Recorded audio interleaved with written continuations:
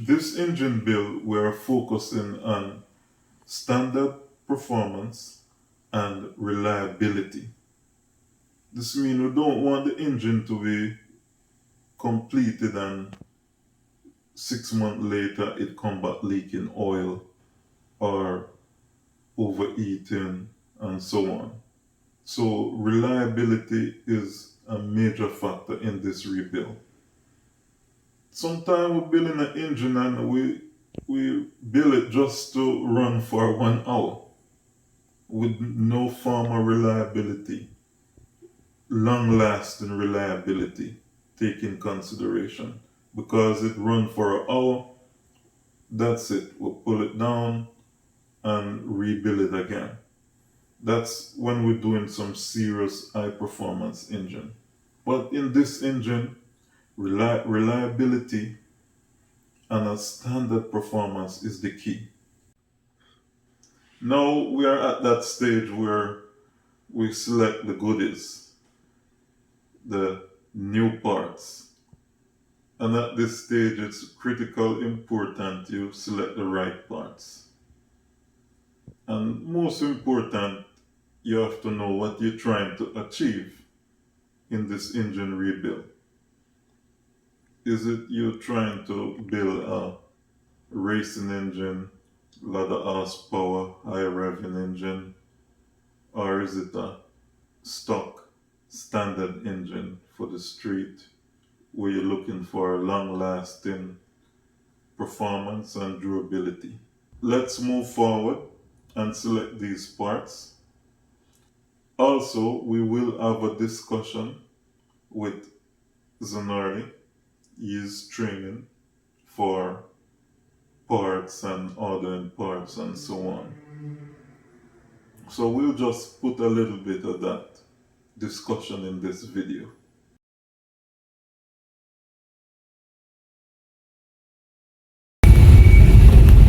Now we're going across the Hamilton's police station, and this is another direction to get to Techniques order.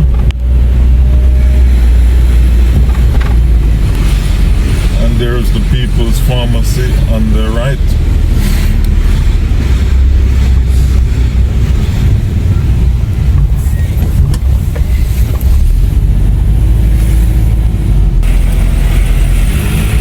Okay, now we're coming up on Victoria Street. Victoria Street and King Street. We're going to take a left onto King Street.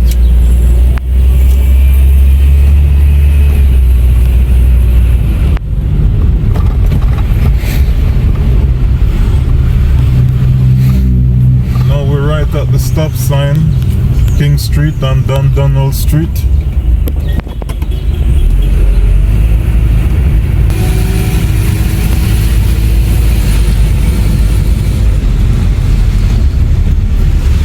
And onto King Street. Now we turn right onto Curvin Avenue.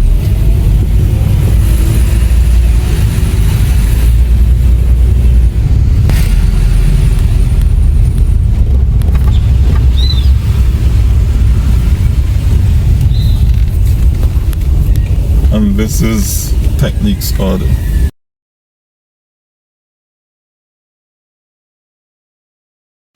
If you have a BMW and you need special order parts or any other parts, we can special order it for you in our parts department at Techniques order.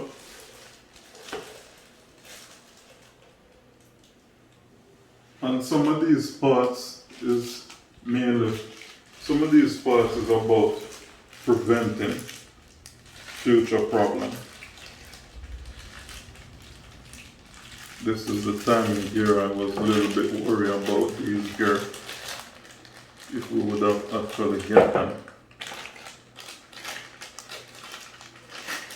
And this one If you can remember, when we use the torch and heat the cylinder head to take out that rotted away water pipe in the back of the cylinder head, this is the new one. I'm really happy for this one because I was worried if we would have actually get one.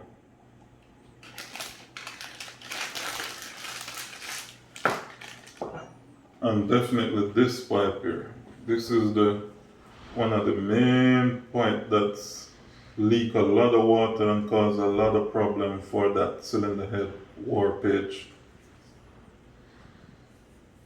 and overheating of the engine. So I'm happy we get this pipe.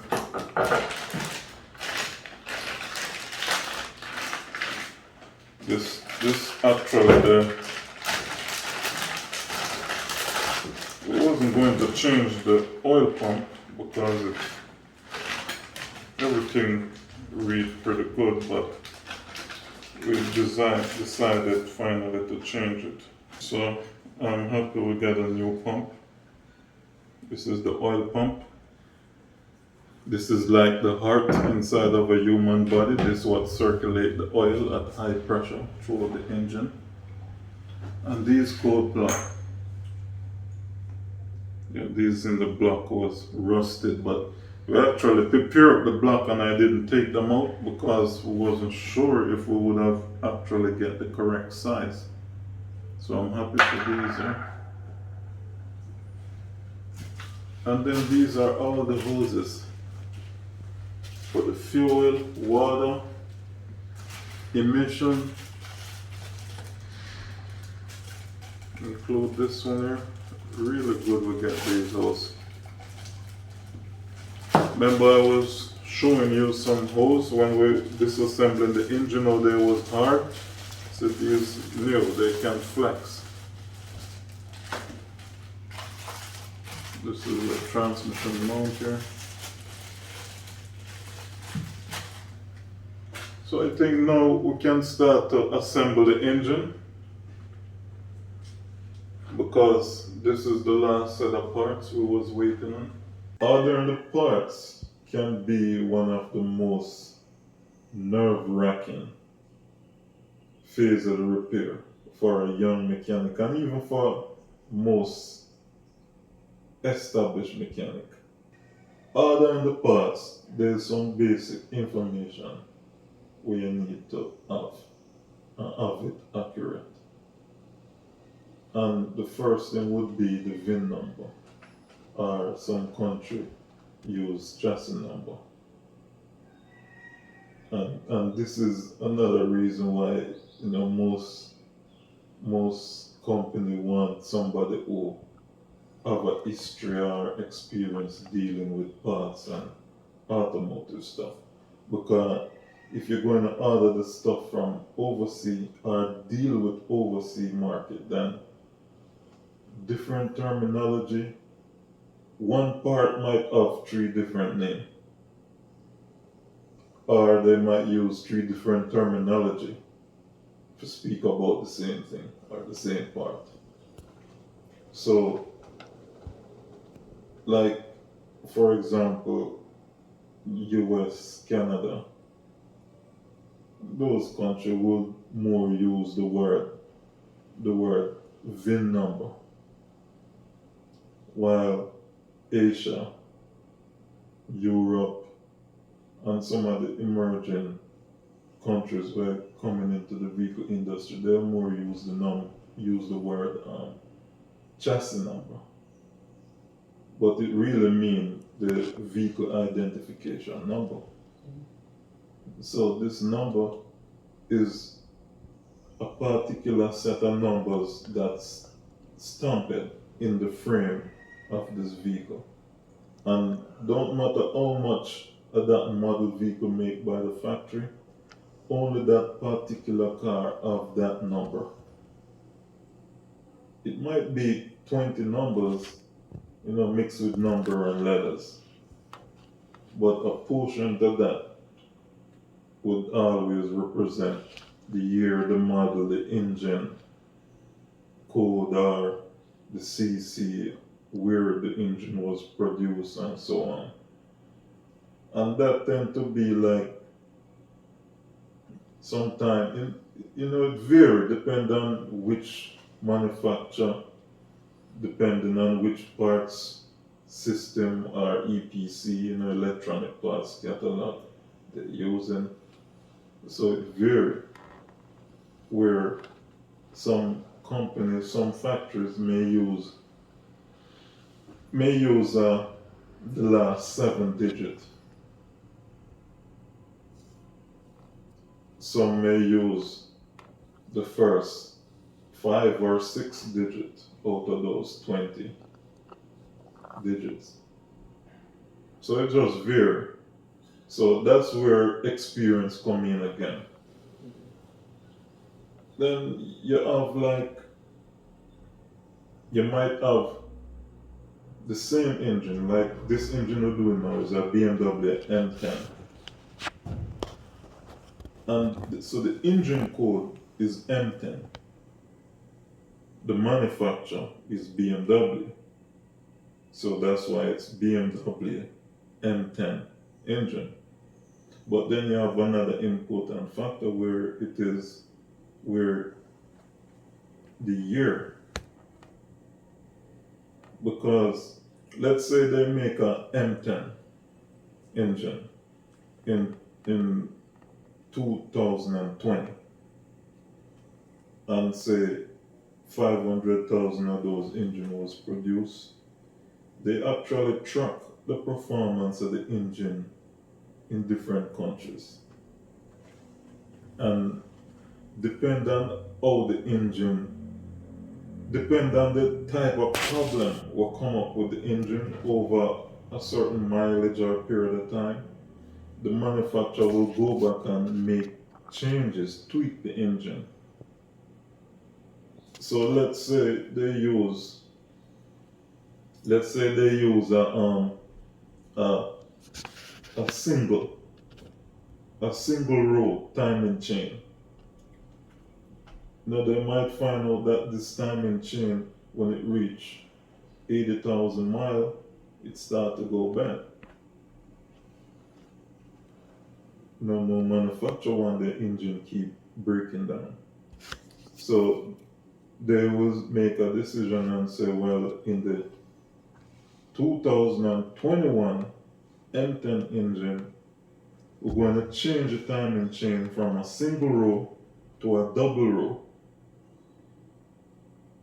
So that's where you're going to have the same engine code but a different year going to vary the parts. The parts may fit, the 2020 parts may fit, it may not fit.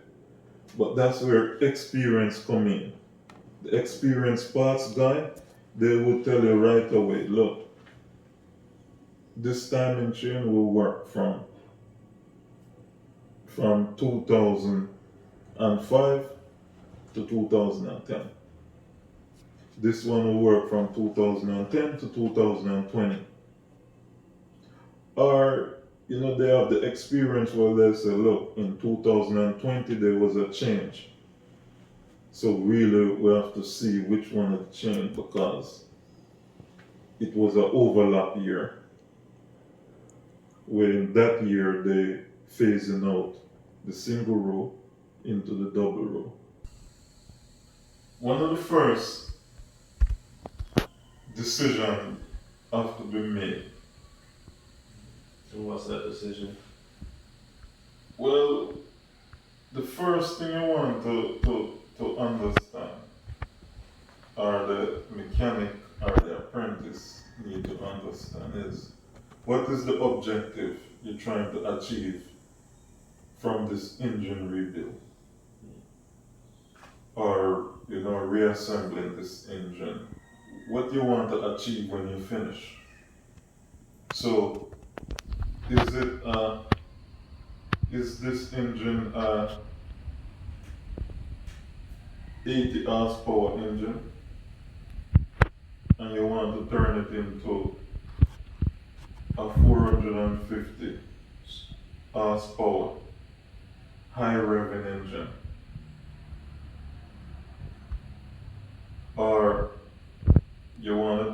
into a 450 high revving, long duration or long endurance engine, or a short endurance engine, meaning this engine going to run in a quarter mile, this engine going to run a circuit, or is it just a stock engine where you want longevity and you want it to perform to the original manufacturer specs? So that's the first thing you have to answer. Once you answer that, then you start determining which parts, which type of parts you order. Stock parts, aftermarket parts, genuine parts. And I would say stock meaning standard size parts. Depending on where in the engine, what was machined. So all of that factor you have to take in consideration when you're going to order the parts. So with this BMW M10 engine, we're going to be ordering all standard parts. And in the industry, the abbreviation is STD. So most parts are all parts with standard size. You see stamp STD, or if you have oversized parts, and we're talking about mostly internal engine parts. If you have oversized parts, it's going to, it's going to mark point zero dot millimeter or 75 point whatever millimeter. So long as you see some millimeter on it, then you can verify if this is the standard millimeter parts, or if it's an oversized or undersized millimeter parts. So with this engine, we're going with all stock parts, standard parts, STD parts. So let's put our parts list together. We're going to do the parts list on the initial parts list on a spreadsheet. We will need to have the VIN number, engine code, year, make, and model of the vehicle. And we also need to have an entire list of parts. Then we'll put it together on our parts order. Okay? Okay. Alright. Is there a difference to ordering aftermarket parts and genuine parts? Yes, there's a difference. Because the the main difference is going to be who the parts coming from, which company. Is it coming from a dealership that sell the original manufacturer parts? If it coming from a dealership, most time they could identify the correct parts just by the VIN number. If it's an aftermarket parts, most aftermarket parts company don't use the manufacturer EPC, meaning the manufacturer electronic parts catalog. Most aftermarket company will go by the year, the make, the model, and some will use the engine number, the engine code.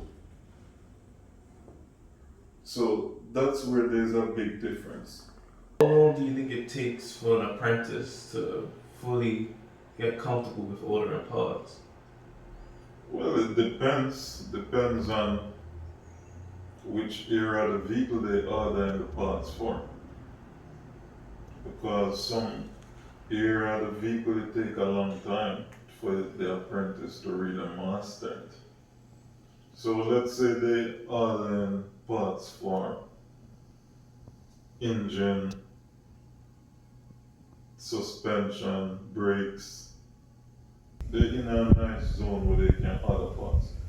But they have to be consistent. And I keep using the word consistent throughout the video because if you work 1 year construction, say you work 1 year as an apprentice, the next year you go construction, you come back in 1 year, you do one more year, and the other year you go do chef or hotel. You're not consistent. You need consistently for 4 straight years in the industry doing, repairing.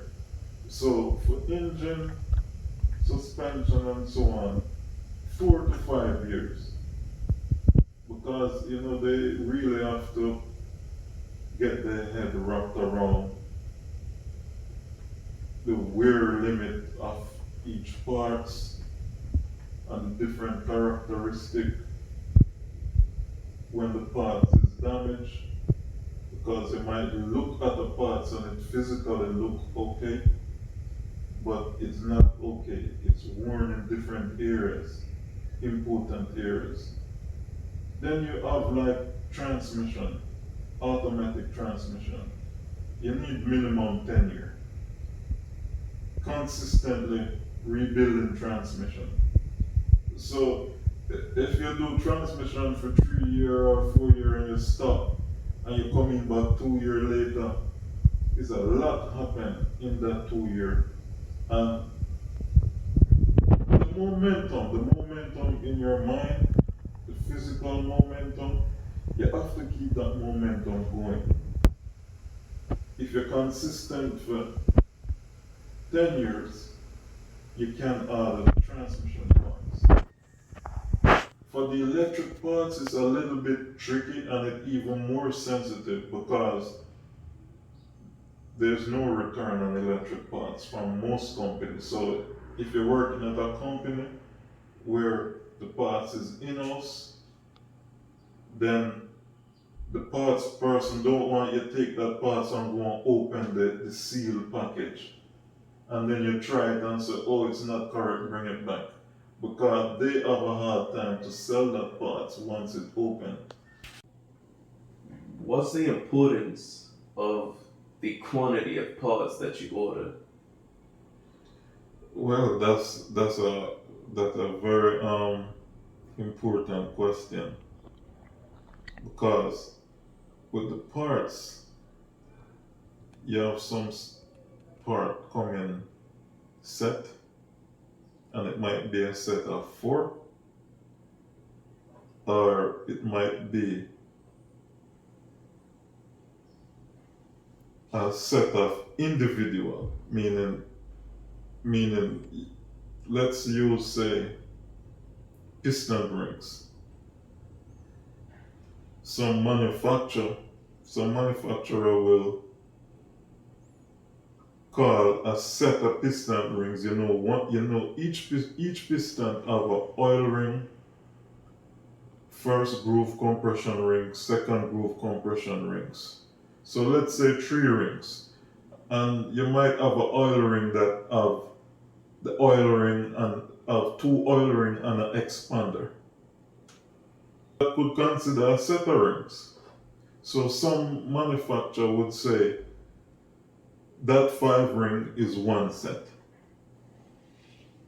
While some manufacturer would say it would be, if it's a 4-cylinder engine, then this 5 rings multiplied by 4.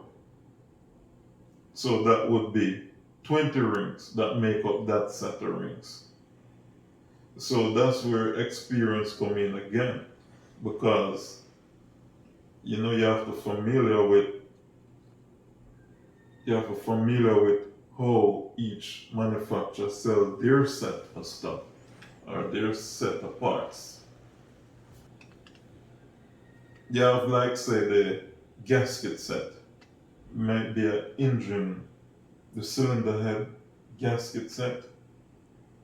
It depends on which manufacturer, or original or aftermarket. It might come say with the head gasket and the valve seal, but it might have no manifold gasket, no water pipe gasket, no valve cover gasket. So you have to careful how you order one cylinder head gasket set or one cylinder or one engine block gasket set. You have to be sure. So, what kind of challenges would an apprentice face when learning to order parts? That's a very important question again. Real important. One of the main challenge going to be with the person they're learning with or the mechanic they're shadowing. Because senior mechanic, they all have different behavior, different attitude towards our apprentice.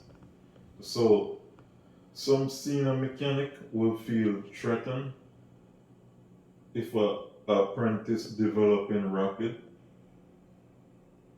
and they tend to start to want to hide stuff, hide certain important things. And ordering parts is one of the things a lot of senior mechanic hide from our apprentice. So they'll be checking an important part, and they will send the apprentice, go get that tool out the toolbox, son. And by the apprentice to walk from here to there and come back, they'll check the parts, see what's wrong. Apprentice no see nothing. Only thing he bring back a spanner.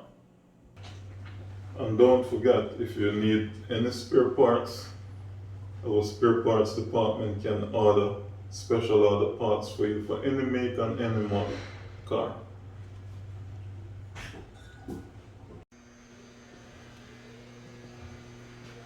There we have an impact gun, rings, piston ring squeezer, oil can, screwdriver, a speed handle, and we have a puller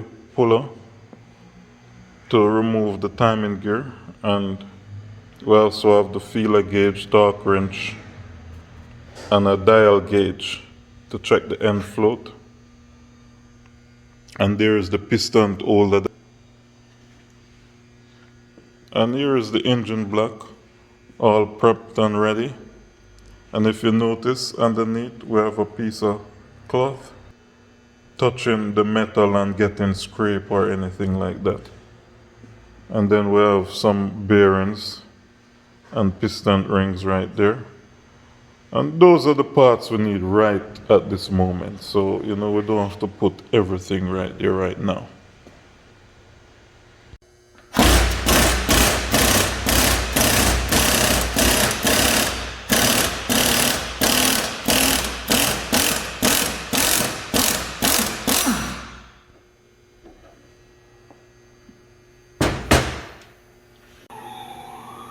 If you like this video, don't forget to subscribe to our channel and recommend it to a friend. And if you're in the neighborhood, feel free to stop by and have a conversation. Or if you just want to send us your question or comment, we will show a reply in our next video. Thanks again for watching.